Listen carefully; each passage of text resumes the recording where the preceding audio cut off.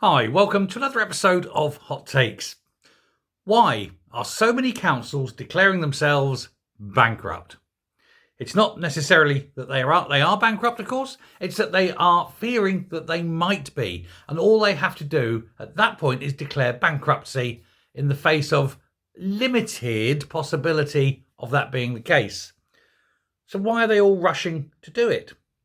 Well, it's because there's a loophole. It's called Section 114. You see, when it comes to council tax rises, there is a maximum allowable under the law. But if you exceed that, then you have to have a referendum of local taxpayers to see if they want to do it. Councils, of course, are loath to do it, mainly because A, they know they won't get it because people just go no, and B, it'll prove to be so unpopular they'll be slaughtered at the next elections. So they just put it on, just put the council tax up at the maximum permitted and hope to God they can get away with it. However, Section 114, the moment you declare that, you can put your council tax up as much as you like. There is no legal limit.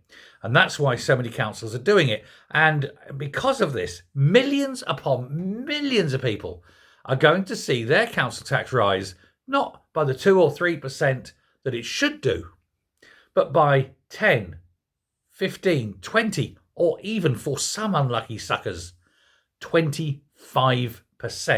And there is nothing you can do about it, except, of course, vote them out. However, you can't in a lot of these cases because they've taken away your right to democracy. You can't vote these councils out. Isn't it strange how that happens? We put up a 25% increase in council tax and remove the right of local voters to vote us out of office. Well done, well played. I hope they'll be as happy when the revolution comes and they'll be the first against the wall.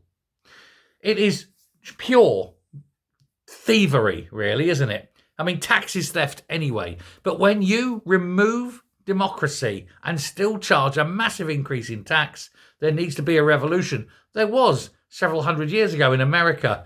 No taxation without representation. And that now needs to be the call in this nation of ours. It's reckoned that between 4.5 and 5 million people will face above inflation council tax rises. Many of them, obviously, as I say, without the ability to remove that council. And then you'll be stuck with it because even if the council afterwards, when you do get a vote eventually, will sit there and go, well, we're only putting it up 1% this year. However, they're already sitting on the back of the 25% increase. They're not going to reduce that back down to where it should be. No siree Bob. So what do? Well, first of all, you see which councils have put them up, and you make sure that that party never gets elected again. And you tell everybody why.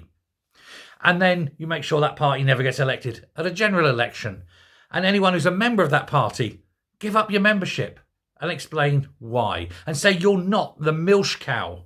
Because what do the councils do with this money? Mainly house migrants.